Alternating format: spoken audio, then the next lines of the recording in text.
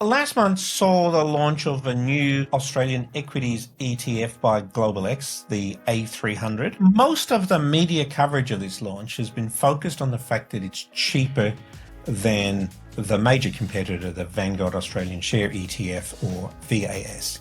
And that's the one that we use in our portfolios here at LifeSherpa. So you might wonder, why am I mentioning this and why should you care?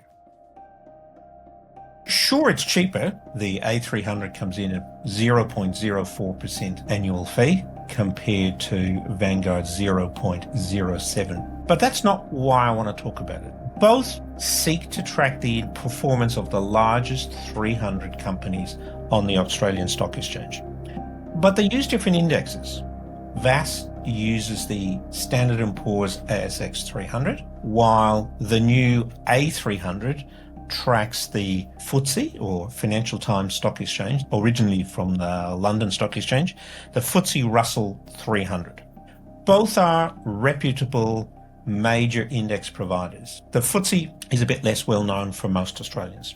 But neither of these indexes simply sorts the list of companies on the stock exchange and picks the biggest 300, just as the S&P 500 in the US is not actually the 500 biggest shares in the US.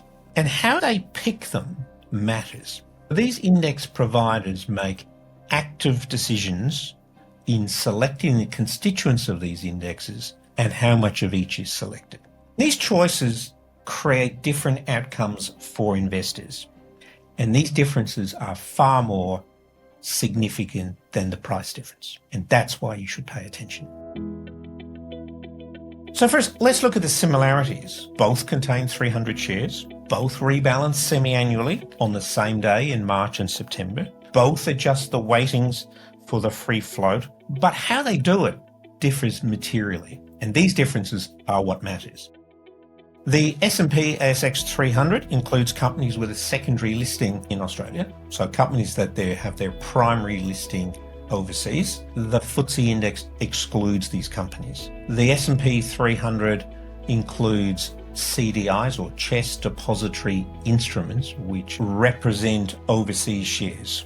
So that includes companies like ResMed, James Hardie. The FTSE index does not include these. And as of July 2025, there are 16 CDIs and 8 secondary listings that are excluded from the FTSE index that are in the S&P index. They also differ between how they add and delete companies as companies get bigger and smaller and move in and out of the 300. The S&P index adds companies when they get above 274th and deletes them when they fall below 326. The FTSE adds them if they get higher than 240 and deletes them when they get below 360.